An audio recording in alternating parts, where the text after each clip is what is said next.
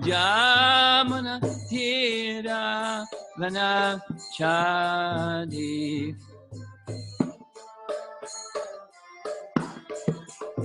Jaya Radha Madhava Kunja Bihari Madhava Kunja Bihari Jaya Radha Madhava Kunja Bihari Madhava Kunja Bihari Gopi Jana Balabha Girivardhari Gopi Jana Balabha Girivardhari Gopi Jana Balabha Girivardhari Gopi Jana Balabha Girivardhari Yasodhanandana Braja Janarandana Yasodhanandana Braja Janarandana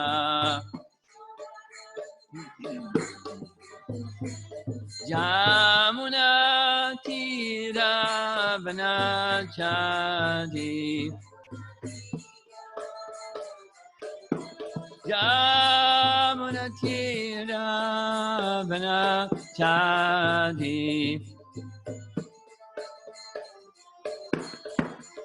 Jaya Radha Madhava Kunja Bihari Madhava Kunja Bihari Jaya Radha Madhava Kunja Bihari Madhava Bihari Go Premanandi Haribo.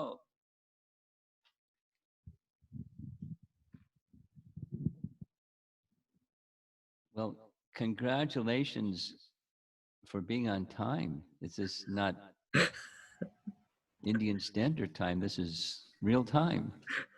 Congratulations. I'm impressed. It's a good start.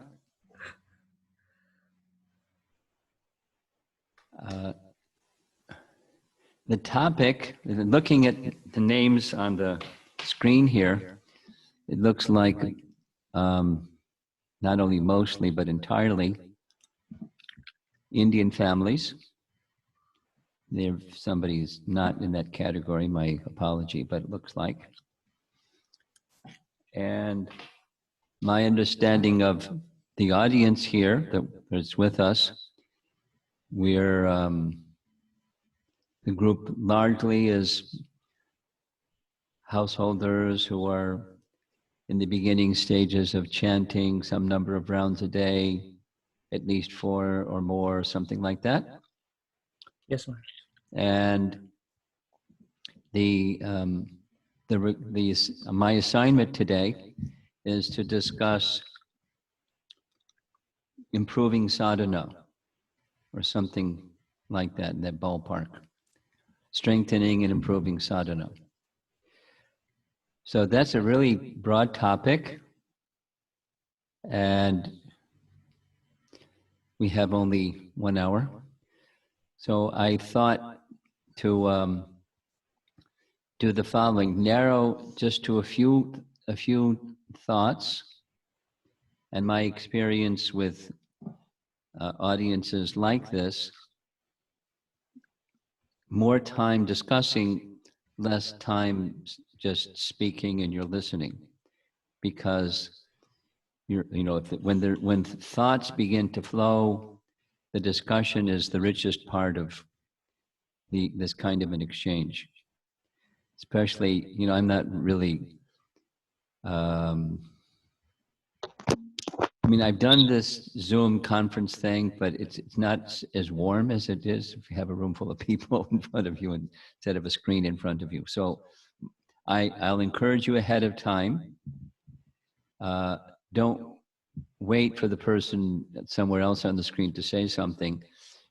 Give thought as we go along on the topic of strengthening, improving, growing, deepening, whatever sadhana practices, and bring up your concerns, questions, thoughts, etc. So I thought just to discuss three things for starters. And because there's so many resources out there existing, I can point to half a dozen or more resources about improving japa. I thought to not discuss that in a focused way this time because there's so many resources, how to improve sadhana. One of them that I've come across, I'll recommend. Someone forwarded to me Sachinandan Swami's website that has, as probably many of you know, he's spent decades with Burijan Prabhu honing and developing the Govardhan retreat, which is just on that one topic.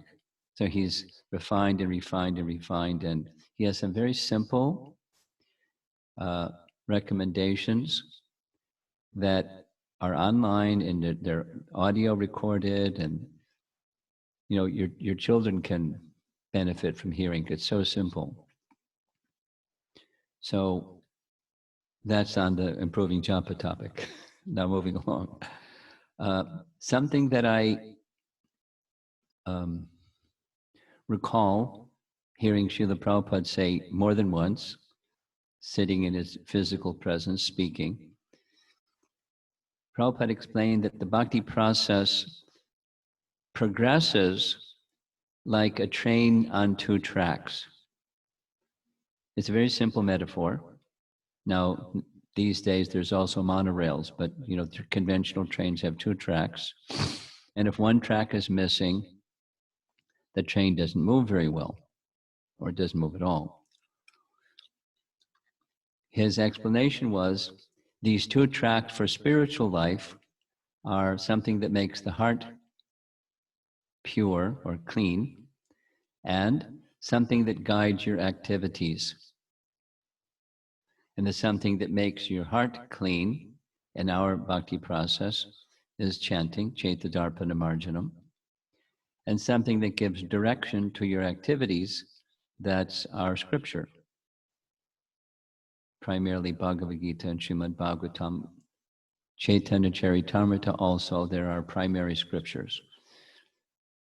So if you want to improve qualitatively or quantitatively or go more deeply in sadhana bhakti, make sure that you're doing both on a regular basis or even say a daily basis. And Nityam Bhagavata Sevaya, Bhagavati Uttama Shloke, Bhaktir Bhavati Naistuki. Now, I have not invested time in memorizing slokas. I've just heard them so many millions of times. It's not like on the tip of my tongue.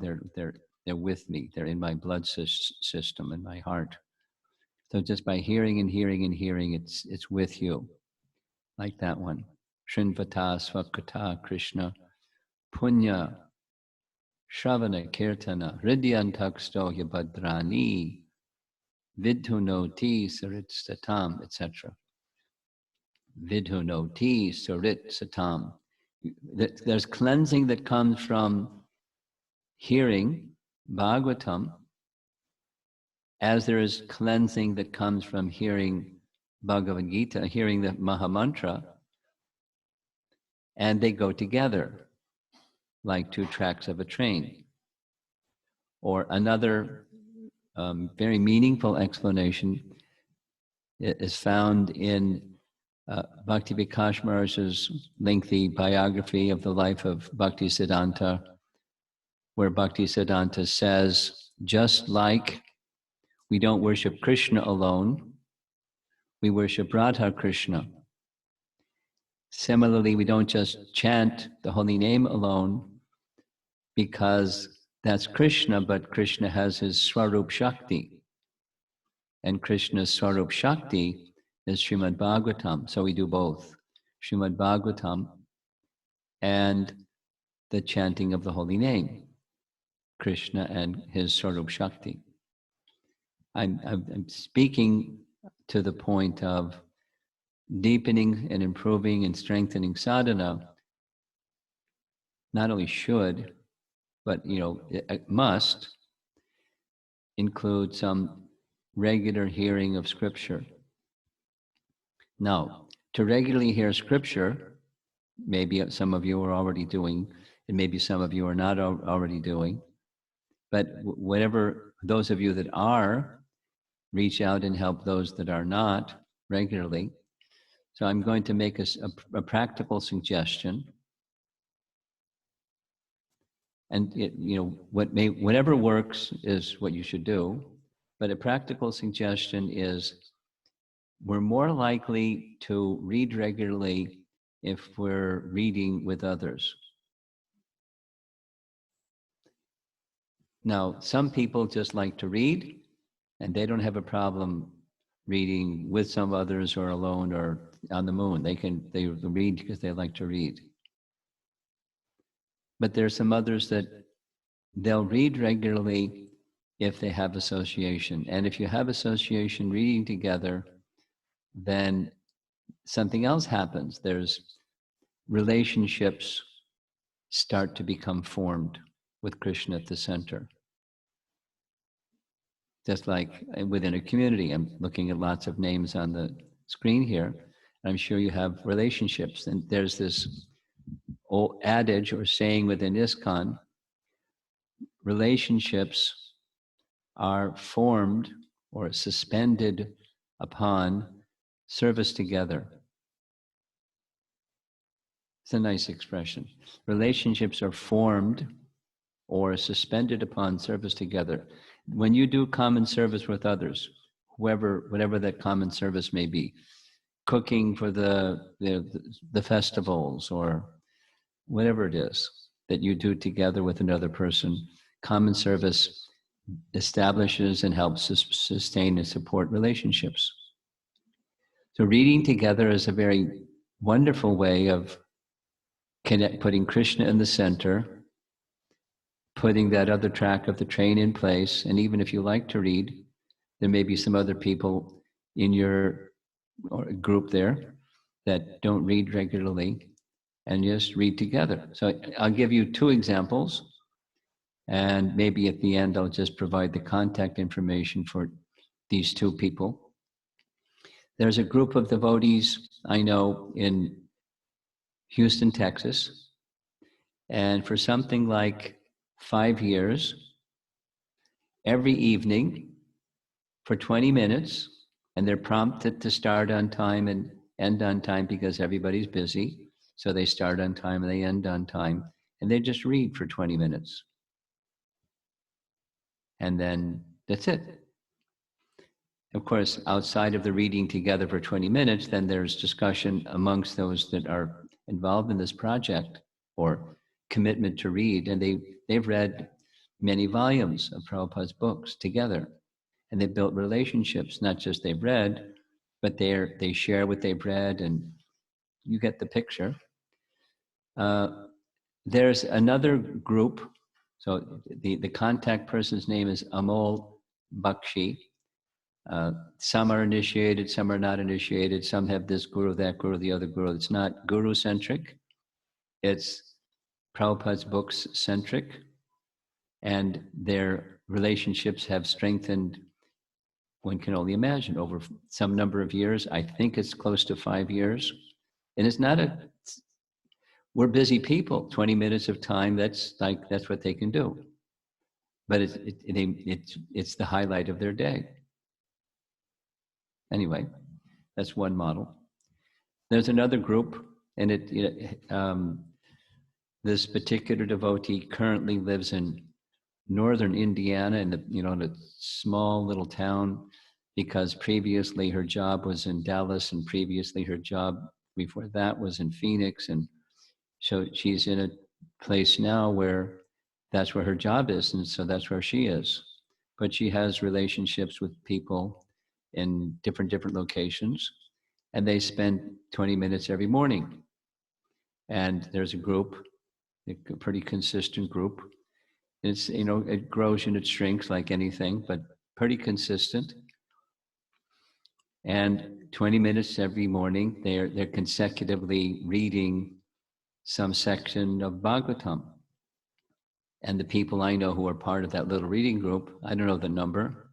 My impression may be wrong, but my impression is like somewhere between 15 and 20 people every day for 20 minutes. And then they've experimented with different things where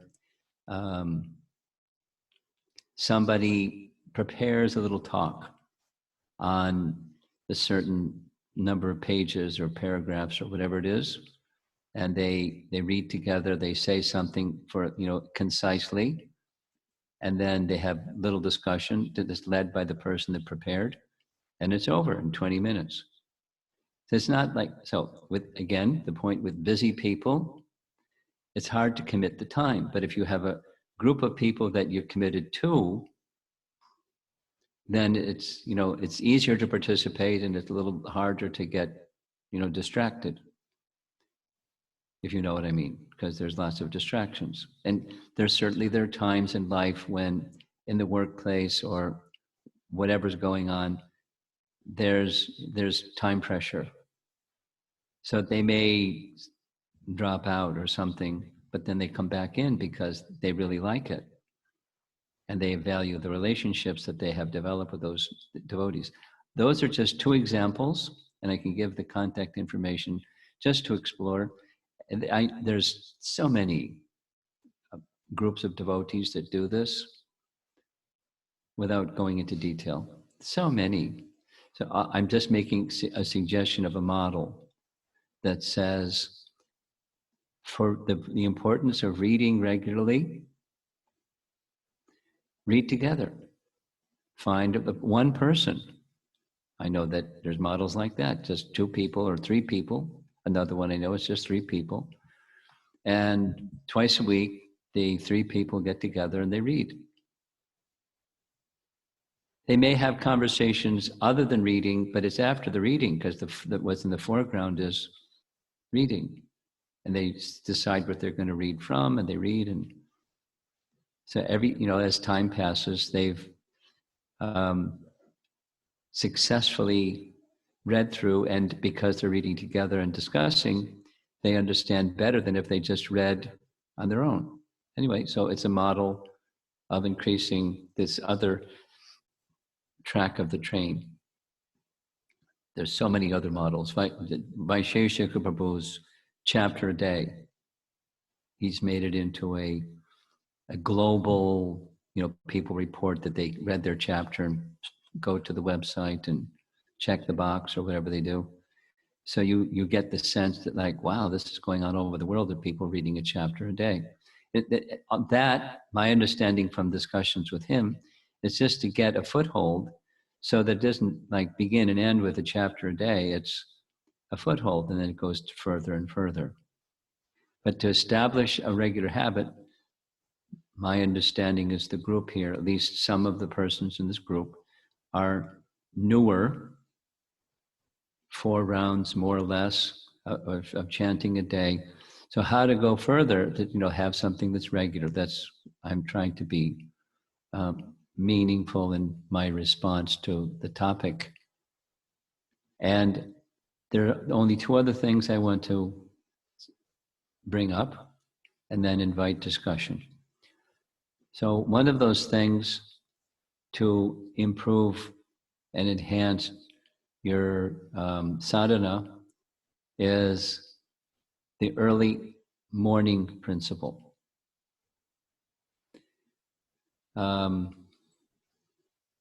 As householders, you all have responsibilities and busy lives, etc., etc.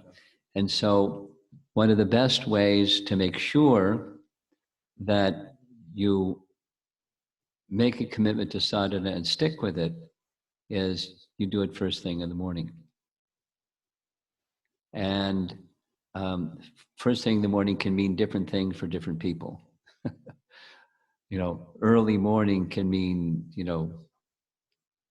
anywhere from 2 o'clock till 6 o'clock to 7 o'clock.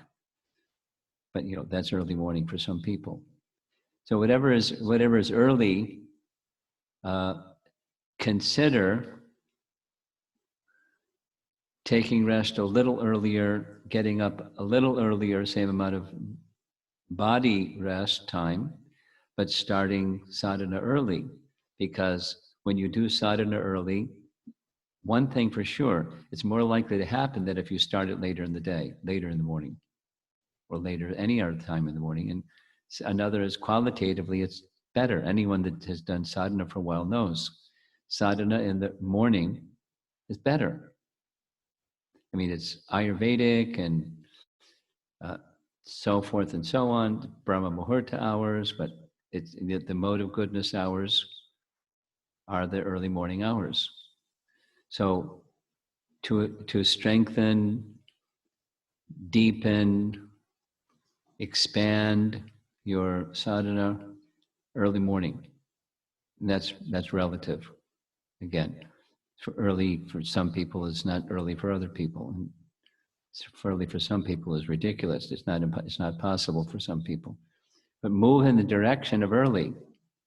And just one sharing, goes back so many years, but there's a couple, married couple, that before they had children, he was experimenting what it would be like if he got up at this hour, that hour, the other hour, and he ended up, because he didn't have much of a commute, he was able to get up at 2 o'clock every morning. And that's like, some people think 2 o'clock in the morning, that's bonkers. Who can do that? But he was doing. And then they had a child. And then it became 5 o'clock. And then, and his wife was up with the child all night, and he was able to get some sleep. And anyway, and when the child got a little older, he started moving back to earlier, a little earlier, a little earlier. And he shared with me what I'm sharing with you, which is it was a world of difference between rising early and not rising early. His whole experience of the day and the passage of weeks and months and time, it was a whole other experience by rising early and doing sadhana early. So there's a note for all of you. Consider, based upon your lifestyle and commitments and so on, how that might be possible. Because if you want to qualitatively and or quantitatively improve and increase, early morning is the key. And there's a really simple way to do that. Take rest on time. And if you don't take rest on time, it's notional and it won't happen. A third point, and I'm going to finish because we're almost gone a half an hour now. A third point is a topic that we discussed in a morning class, and that's yesterday evening. Balance between work and spiritual activity. You're familiar with that one, I'm sure. So I'm going to speak on that, and two parts of that topic. First part is, my sensibilities get irritated hearing the word balance between spiritual and worldly duties. My sensibilities become irritated because that's a view of secularism. Those of you that know a little bit about the history of America know about secularism. America is a secular country. It's separation of church and state. That's what secular means, a secular state. And in simple language, it's two pockets. Over here is my Krishna pocket, And over there is my pocket. And it's Krishna, Krishna, me, or mine, my family, my obligations, my duties. And then there's the Krishna pocket. So our teaching is not a secular teaching. Our teaching is a one pocket teaching. Everything for Krishna. So balance, I prefer balance to change to time management. I'll add something that just adds a little flavor to all of this. I shared this last night. Some years ago, when I joined the Hare Krishna movement, I joined in the Boston Temple. And during that period of time, that was a few years ago, the devotees were making contacts with academic people. And one of those academic people that had shown some appreciation for Krishna consciousness was a Harvard University Divinity School professor named Harvey Cox. And some of you may not know him, some of you may know of him. But he was a Christian theologian, and we visited his home in Cambridge, Massachusetts. And he was showing his latest publication called something like Secular City, C-I-T-Y, Secular City. And there was some discussion about the meaning of the title of his book. And he got red in the face. His irritation with Christianity is that it had become secularized. And it was not how Christianity started. Christianity started was like Krishna consciousness, that everything for Krishna. Yat Karoshi, Yadasnasi, Yat Jahosi, Dadasi, Yas, etc. Everything for Krishna. But over time, it became a secular religion. And that's how I grew up. I grew up in a Christian family, and we went to church on Sunday, and after church, everybody went outside and smoked this and drank that and went and played golf and did their secular things. In church, you're very one way, and outside the church, you're another way. That's just how people live their lives. And we don't live, so he appreciated that not only Bhagavad Gita is not secular, very clearly not, but how Prabhupada was in training his followers was like Christianity used to be, but had gotten lost. It's become secular. So for me, balance has the fragrance of secularism. It doesn't smell good. Or say it more bluntly, it stinks. Because we don't need to balance, we need to do time management. And there are things that are important to us that are over in this category, so many categories of things that are important. And identify what's important to you. And then with blocks of time, you identify, I need to spend this much time with my work. Your children need to spend this much time with their academics. And I need to spend some time for sleeping. I need some time for bathing and do my bodily stuff. And I need some time for hearing and chanting. And I need some time spending with the family, and blocks of time. A super example of this is Bhaktivinoda Thakur. I was visiting one time, I wouldn't even say what city, somewhere, and it was the appearance day of Bhaktivinoda Thakur. It was a little home program, and so I just went around the room and asked people what they particularly appreciated about Bhaktivinoda Thakur, because these are devotees that have been practicing for some time. And the host, they're both doctors, medical doctors, and both of them said time management. The particular thing they really appreciated the most about Bhaktivinoda Thakur was time management. And if you read his biography, you'll find way ahead of his time. He kept a little watch, a pocket watch on a chain and in his vest, and 7 minutes of this and 10 minutes of that, and so on and so on. And busy people, we're busy people. We're probably not as busy as Bhaktivinoda Thakur was, and we certainly didn't write the volumes that he wrote. But how productive was he, and how is it possible? Well, he had Krishna Shakti, but how did he get the Krishna? How did he manage that Krishna Shakti, or whatever Krishna Shakti we have? How do we manage it? It has a lot to do with time management and knowing what's important to you, and allowing. He had allotted in his schedule. If he needed a nap, he allowed for a time for a nap in his early morning hours. And if it wasn't time, then he would memorize slokas. He put something in that space. And when that time was up, the bell would ring, and he'd pull out his watch, and he'd end that thing and go on to the next thing and the next thing. Very regulated.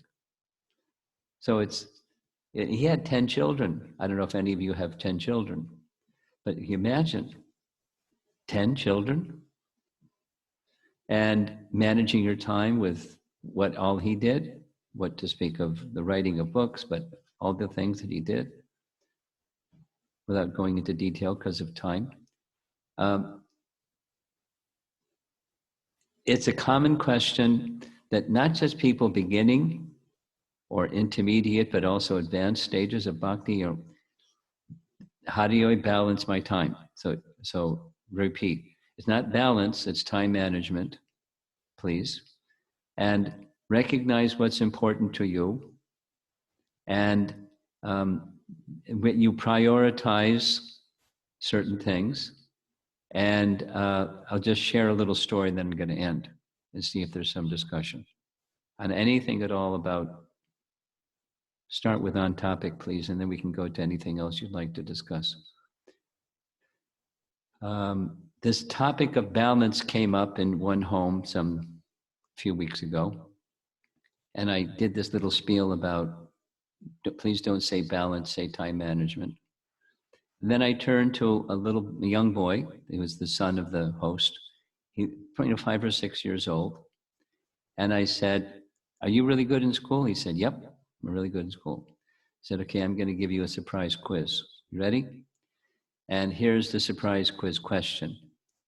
On the table over here, imagine that there's a glass jar, the big top, wide open top, but it's a glass jar.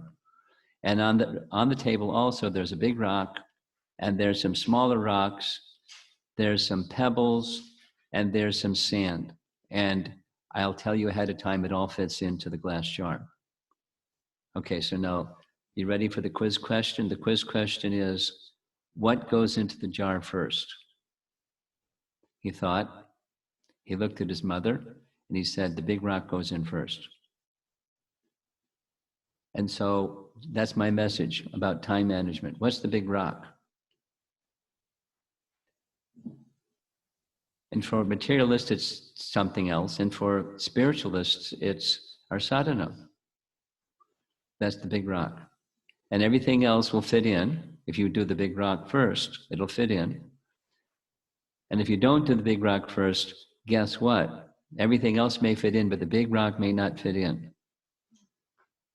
So put in the big rock first, that is early in the morning, in a prioritized way. Whatever is the time that you feel your particular, on your spiritual trajectory, what you can do every day, and you do that first. Make the outside clean, make the inside clean, and then you do the rest of what goes in the glass jar, your time management. And you may spend, so many more hours with your career, or whatever are the other things that take up time. That's okay, but the big rock goes in first. The big rock is what's the ballast that's going to carry you in the course of your life as a devotee to where you want to go, as long as you're clear of where you want to go. So it's really good to have the goal in mind. I mean, it's not just something Stephen Covey taught. It's something that Prabhupada taught.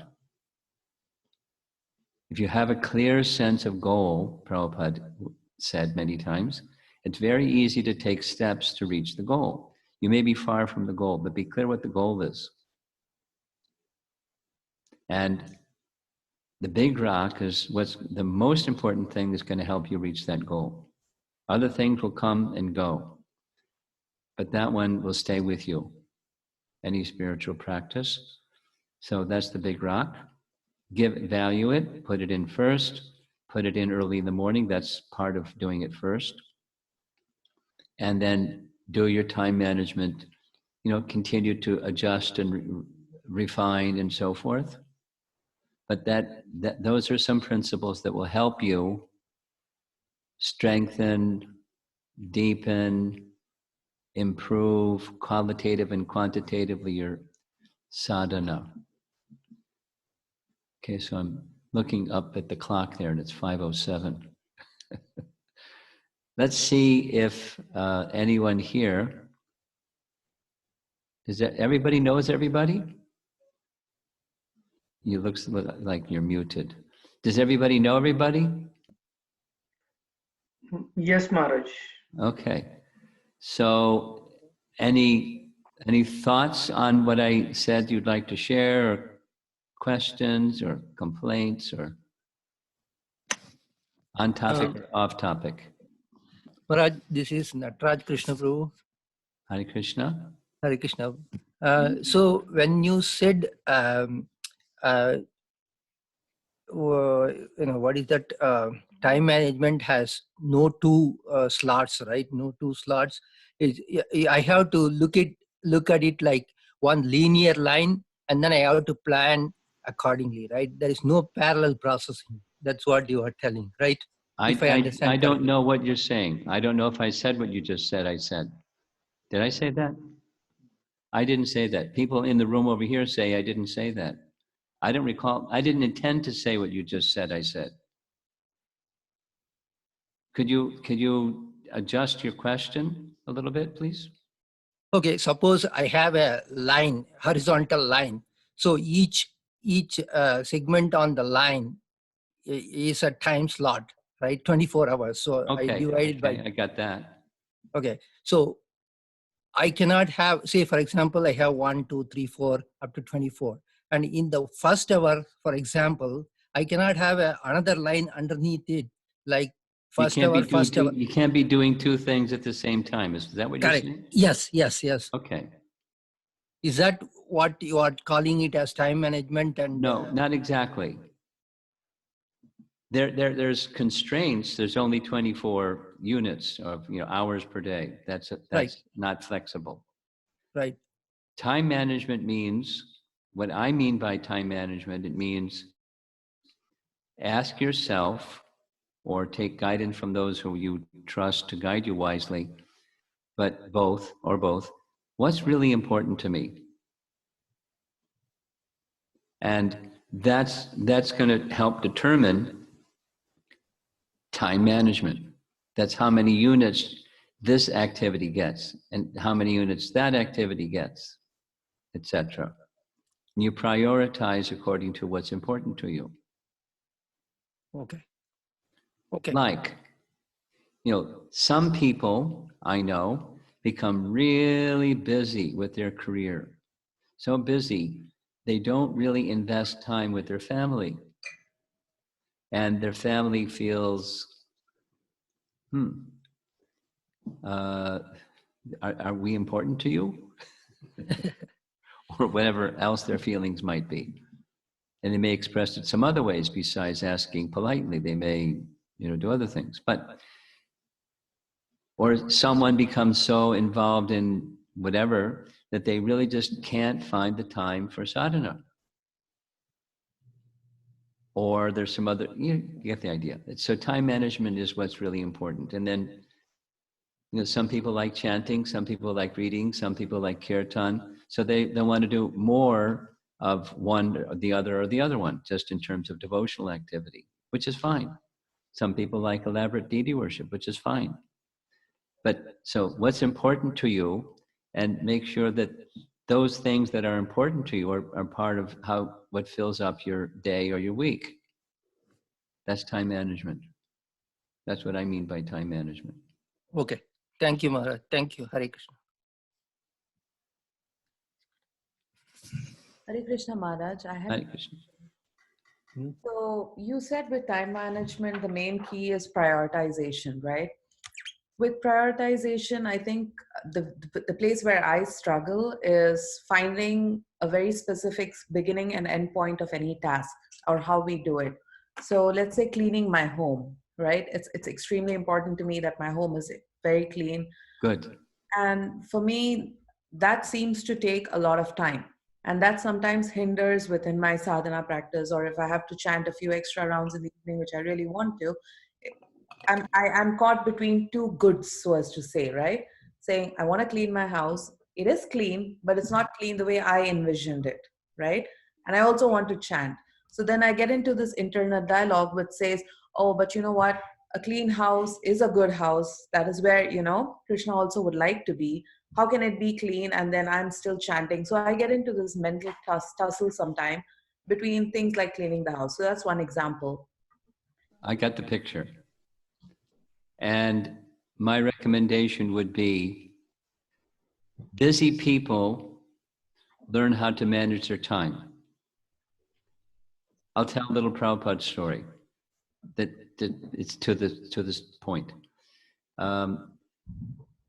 Prabhupada was visiting once in Dallas.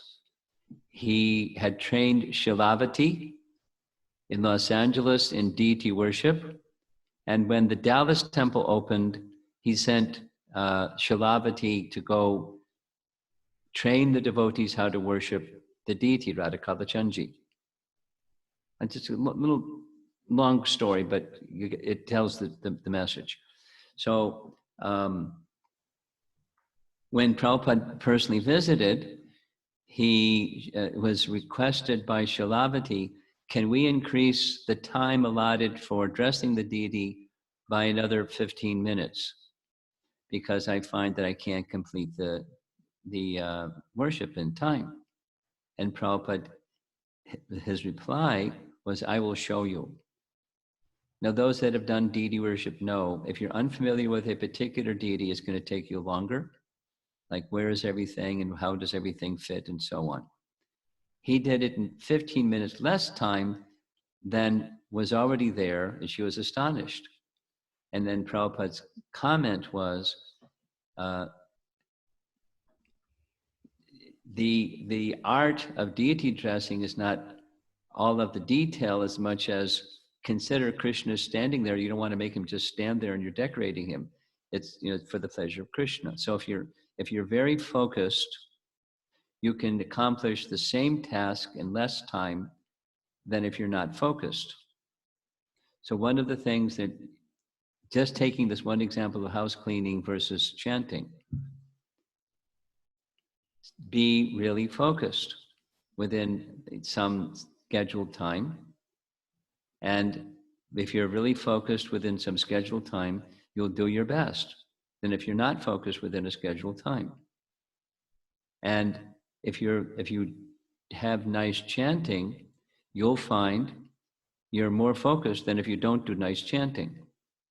So the nice chanting will help you stay focused to do the house cleaning. So it's not a trade-off one against the other. I understand your point.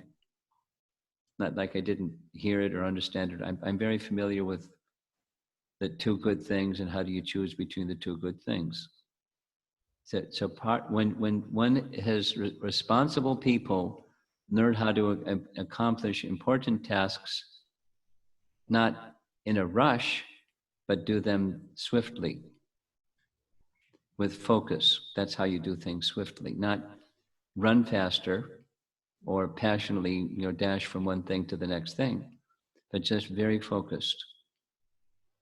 And that's part of the art of time management, is stay focused.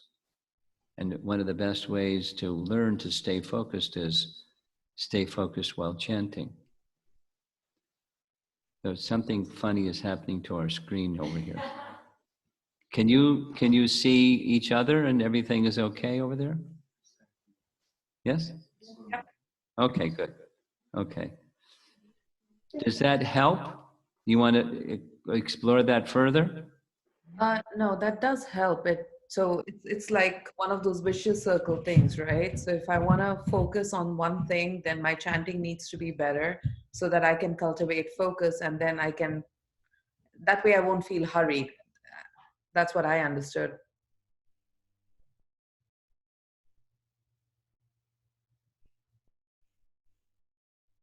Did the audio just die out?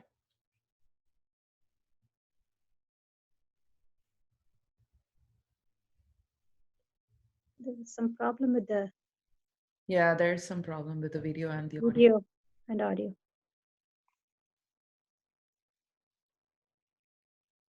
Not able to see Maharaj. Yeah, they're trying to fix it, Mataji. Just hold on, okay? Yeah. Sure, sure.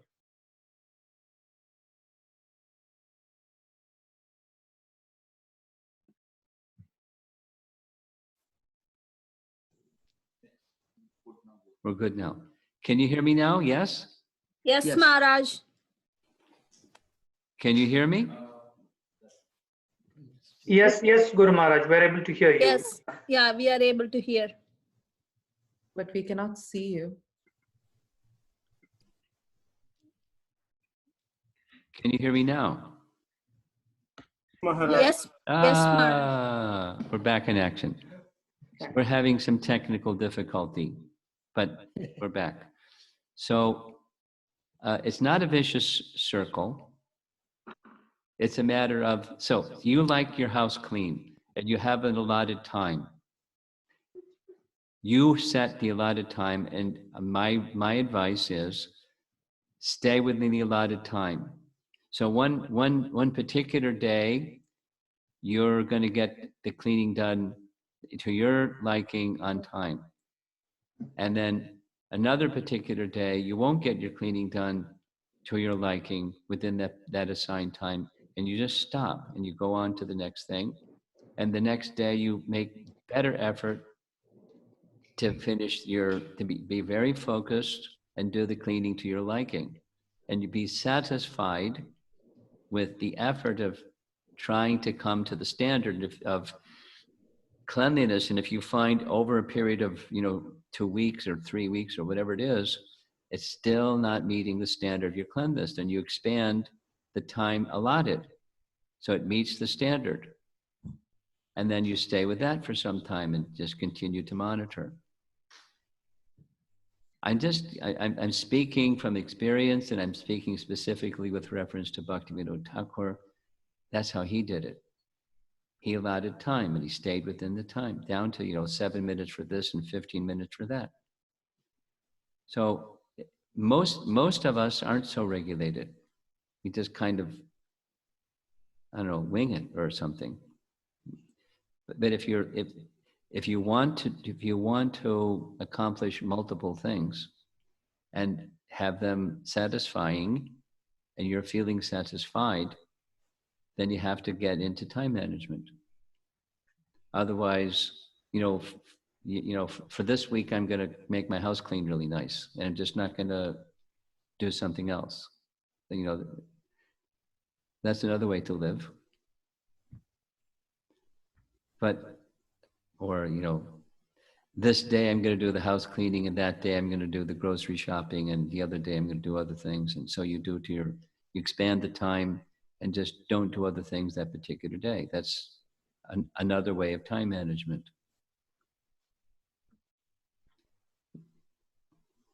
But one thing I know, and that is if I chant with good attention early in the morning, I'm going to be more focused than if I don't. That's the big rock.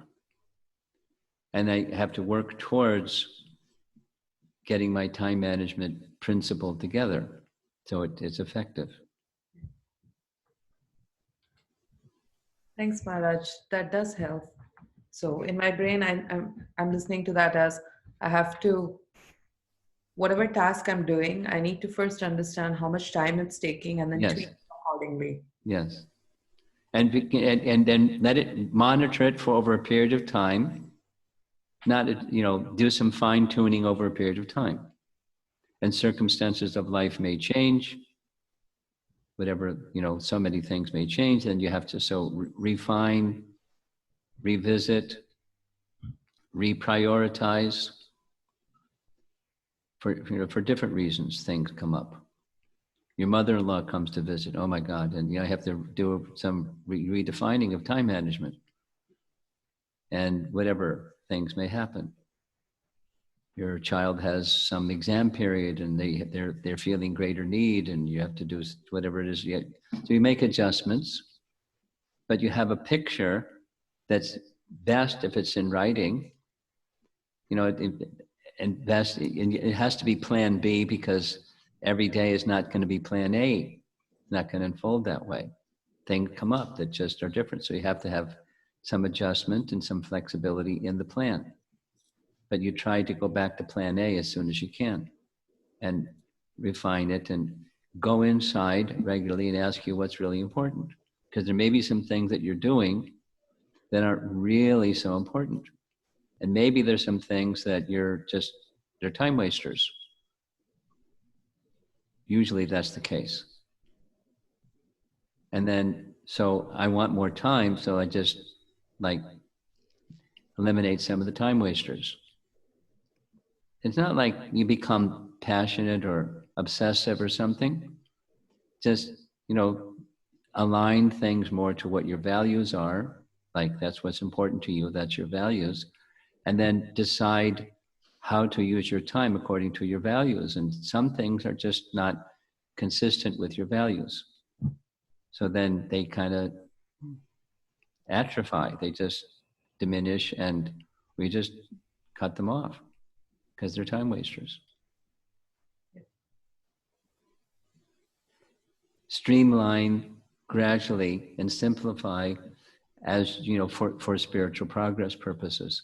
You don't cut off things that are important, but there may be some things that just don't fall in the same category as really important.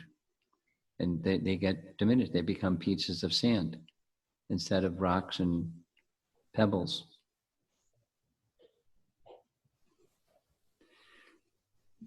Someone else. Maharaj, I have a question, Maharaj. Okay. This is a personal question. Sometime I have seen that after whole day of service, sometimes it's back to back. And when it comes to 8 p.m., 8:30 p.m., 9 p.m., lots going on, and I feel like having some light moments. So I spent some time with the temple devotees, and just having little light moment for an hour, and then I feel like, did I waste an hour? And then I want to hear from you, um, is having light moments is something that we have to work on and have continuous service? Well, what does Krishna say in Bhagavad Gita? Recreation is part of something that we do. Now, what might be recreation for a devotee is, or what may be recreation for a non-devotee may not be recreation for a devotee. But some relaxation, some lighter moments, it's part of, your nervous system needs a little bit of that. Mm. And so there are ways to do that are wholesome, and ways to do that are unwholesome. And you find ways that can invest in relationships and wholesome at the same time as being light. And that has its merit. And that will mean that's that 1 hour or whatever the amount of time that I'm not doing something, quote, productive. But if you run a machine high speed 24 hours, it's going to burn out more quickly. That's just a machine, than what to speak of a person. So lighter moments here's a Prabhupada example. I watched when he was visiting in New York, every evening for 20 minutes, as busy as Prabhupada was in his life, in New York City, with all kinds of people wanting to speak to him, et cetera, and everything, and letters, and he would go for 20 minutes into the front room with his harmonium alone and just sing. And, you know, I can only imagine what realm he was transported to when he was doing that. But that was his, you can say, his recreation, his lighter moment. And there were times when he was with disciples and it was just laughter. You know, anyway, so he knew, of course, Super Soul guiding him like anything, but there was some of everything in his life. And one of the regulated ones was just singing and transported to some other realm by that. So that's a Vaishnava, it's not an escapism, but it's a lighter moment where it's not specifically productive to spreading the Hare Krishna movement around the world, which was his mission, but, you know, rejuvenating and reconnecting, however, with our acharyas and their message, and which was also part of his mission. Thank you, Maharaj. Maharaj, I have one more question, if you allow. Yeah. Sometime, especially during making presentations or something, I sometimes feel like I have spent more time than I should have, and I should have done something else, which later I feel I didn't spend much time on this particular service.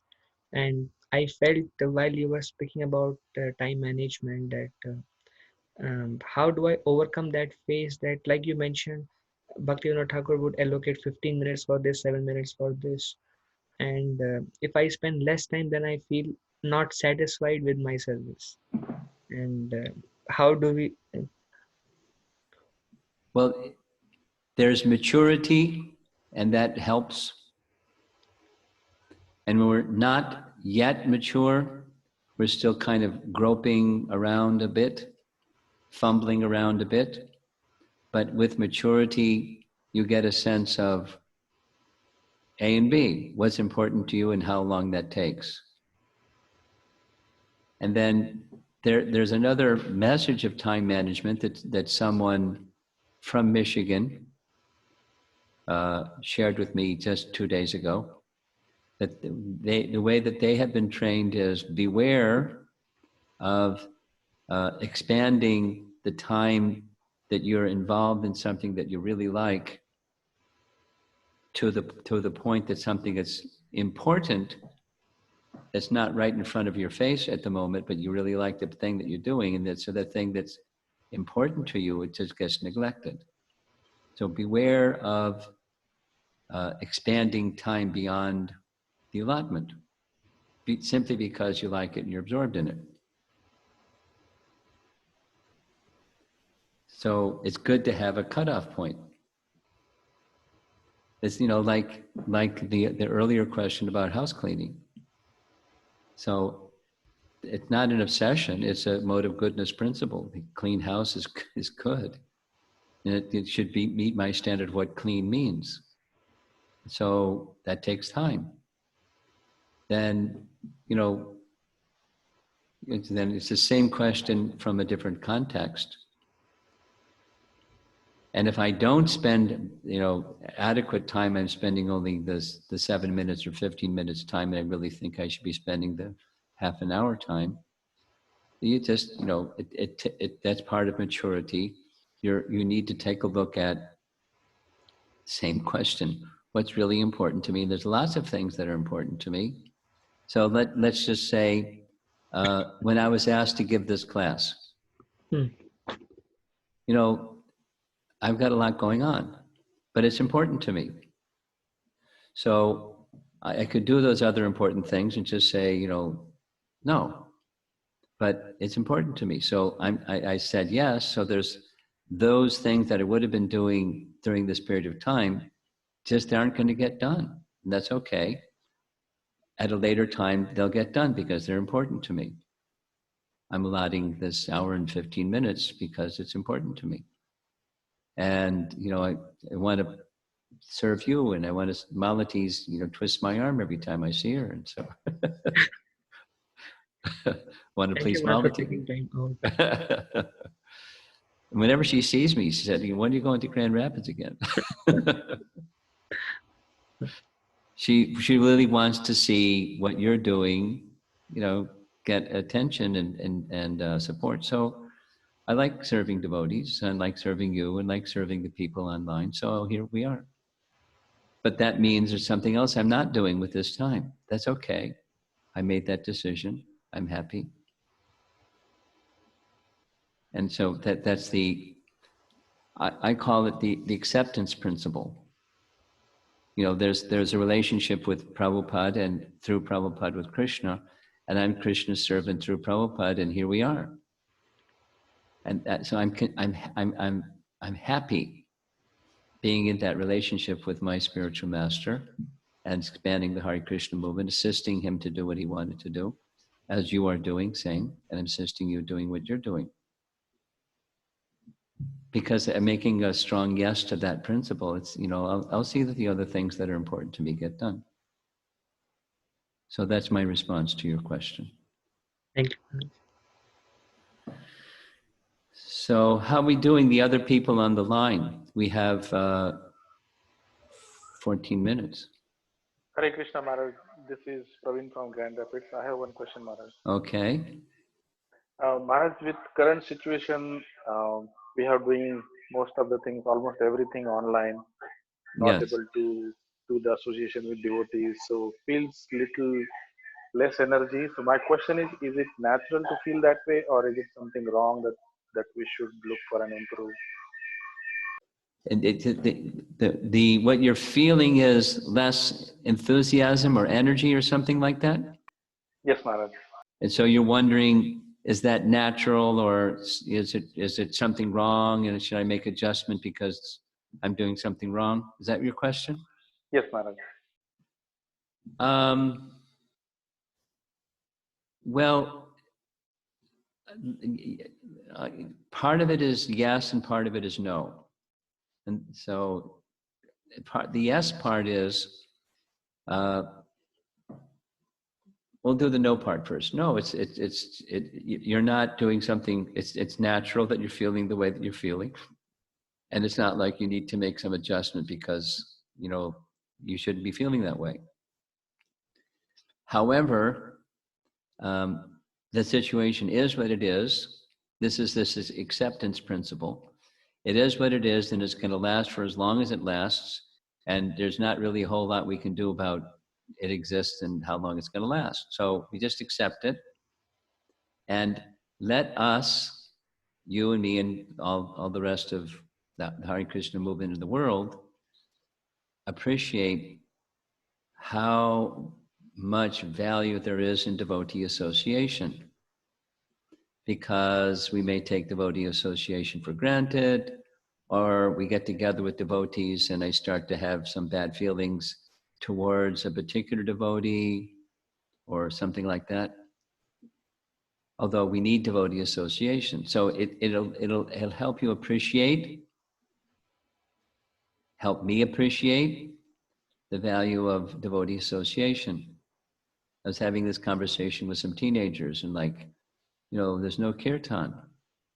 So just appreciate what a gift it is that Prabhupada has given us, that we have, in normal circumstances, the opportunity for robust kirtan. Now we don't have that, we're deprived of it. So when you're deprived of something, you appreciate the thing more. So that's an adjustment you can make. You can't change the circumstance, and you can't change your feelings about the circumstance, but you can look forward to and appreciate the value of association more because of this deprivation. And look forward to it, not lament that it's not there, but look forward to it once again. And then think of different ways, given the present circumstance, that we together can take take best advantage of the situation. So best advantage of the situation could be things like, I'm getting messages from devotees that say, I've had reading projects or writing projects or, this or that, the other thing that I've never been able to do because my life is too busy. And now I have a little time. I don't have to do the drive to commute to work. There's an hour and a half each way, 3 hours a day that I have more time so I can do some of those projects. So go inward more given, the circumstance, that you won't have that same going inward time when the circumstance changes or as it changes. So those are some thoughts on the current circumstance and your feelings about it. Thank you, Maharaj. Maharaj, one more question if it is okay. Can I ask? Okay. Yeah. What could be the lighter moments for Grihastha, Maharaj? Like few examples. Well, I gave one. I mean, some devotees are more musical than others. And so the two names that I mentioned, I didn't name the name of but some persons, they really, their joy in life, one of their greatest joys in life is reading Prabhupada's books and reading Prabhupada's books with others. So find, rather than giving examples, kirtan and taking time in your busy life to go visit another family or invite them to your home, share prasadam and have some lighter moments while you're sharing prasadam in their home or your home. That's another very nice, very suitable grihastha, light-hearted activity. Instead of the office grind and whatever are the problem-solving things and financial things, and just being with other devotees in a loving exchange mood.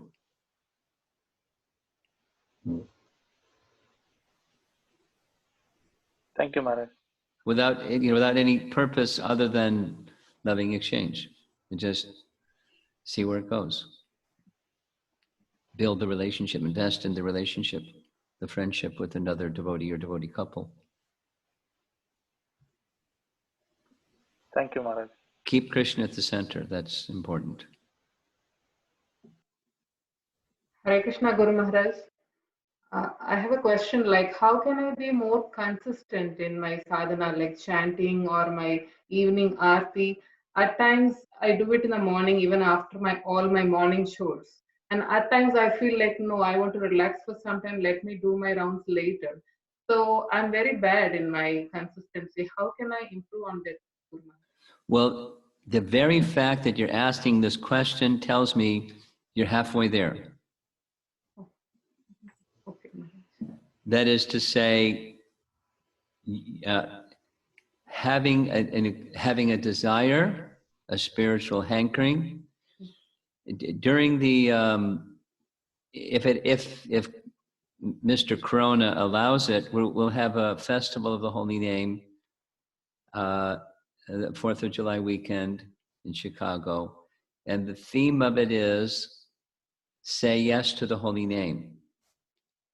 And the why part is what you just expressed. It's yearning. There's the song that's going to be sung, the bhajan that's going to be sung is Bhaktivinoda Thakur's song, Kabe Habi Bolo Se Din Amar. When will that day be mine? So you're saying, when will that day be mine when I don't have to be like I am? And then following that, so that's step one. Then take a principle or two and apply that principle or two in a consistent manner and do it with enthusiasm. That's the E and the yes part. And stay with it. Okay. And there'll be ups and downs because that's what unsteady bhakti looks like a sine curve. But stay with it anyways, because there's this yearning And now you're striving to be enthusiastic about a principle or two that really resonates with you, and you want to do it. And you just stay with it, even if it goes up and down. You stay with it. Utsahan, you know, from Nectar of Instruction, right? Utsahan, enthusiasm. First principle. To go forward, there must be enthusiasm. Said negatively. Without enthusiasm, you're not going to go forward with anything. So people are enthusiastic for material things, be enthusiastic for spiritual things, and that will take you to the S part, that's the spontaneous. Then it's not just like struggling with enthusiasm, you're there. Okay, Guru. That's to say yes to the holy name. That's the theme, and we'll be expanding on that theme. You're invited. And if Thank you you. can't come, you can listen to it live or record it or whatever you like. Or just meditate on say yes to the holy name. Because the yearning part you've already got. Congratulations. Thank you. Now Thank you. put it into action. Some principle or two that makes sense to you. You can do it on a daily basis, and you try. And some days you do, some days you don't. You go back and visiting it and keep striving. Okay. And you'll get there.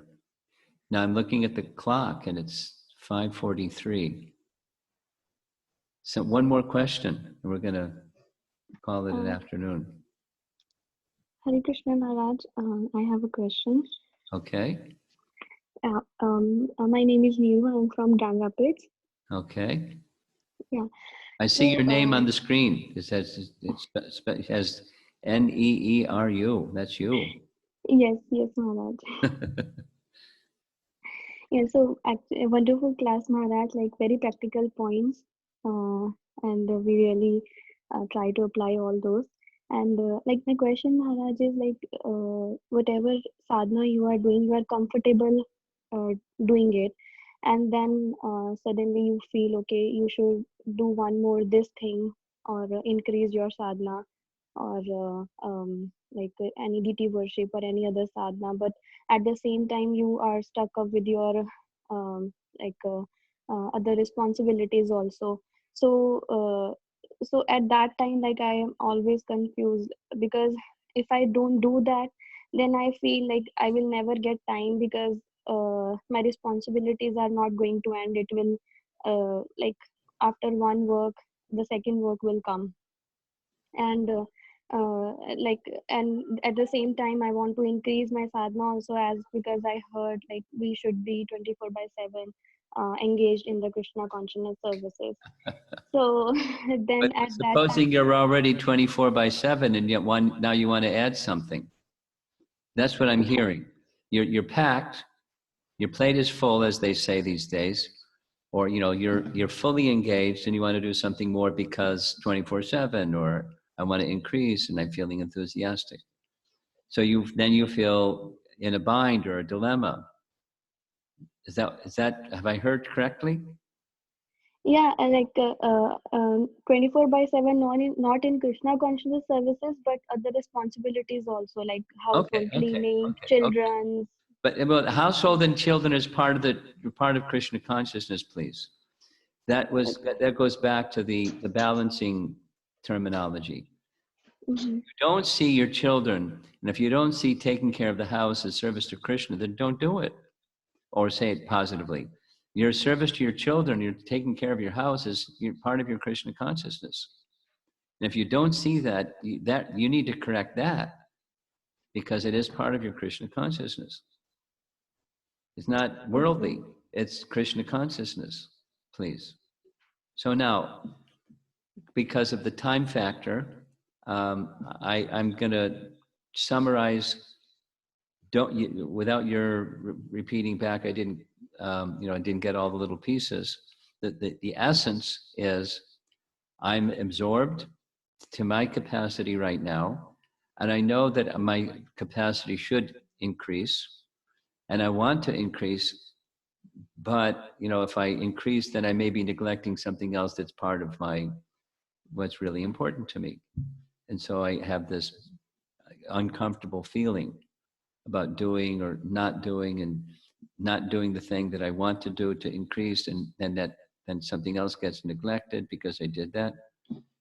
It's like a struggle, like this other nice devotee was saying about house cleaning and chanting japa. It's the same principle. It's if you're going to make an increase, make sure that it's a reasonable one that you can do sustainably. And if it means to do that reasonable one sustainably, I may have to eliminate something else. And then you selectively eliminate, some pieces of sand so you can put another pebble in or whatever. Or I'm just going to rely on Krishna for the strength to do all the things I was doing before, plus this additional thing, and monitor it over time and see, is it realistic? And if not, then I shouldn't do that extra thing, or something else has to drop off. Or I get the strength from Krishna to do all of it in a quality way, not in a passionate way. It's time management. And you can't, don't burst. Don't beat yourself up either, because I didn't do this or I didn't do that. Better that you're steady and sustain a steadiness in the spirit of bhakti. Is not the more, it's the better quality of devotion. Grow the quality of devotion in one thing, the deity worship or the whatever it is that you feel it's something that you're inspired to do. Do it in a real quality way. Let your bhakti dimension deepen, and you'll see the time energy works differently when your bhakti deepens than just by adding things quantitatively. Thank you, Maharaj. Okay, we're going to wrap up here. So you all can carry on if you wish to carry on, but I have another obligation to take care of, and I'm going to offer my obeisances to all of you. Thank you for inviting me, and until we meet again. Thank you, Guru Maharaj. Thank you, Guru Maharaj. Thank you. Maharaj, thank you for taking time. Hare Krishna. Hare Krishna. Hare Krishna, Maharaj. Hare Krishna, Maharaj. Hare Krishna, Mother. Krishna. Hare Krishna, Guru Maharaj. Hare Krishna Maharaj.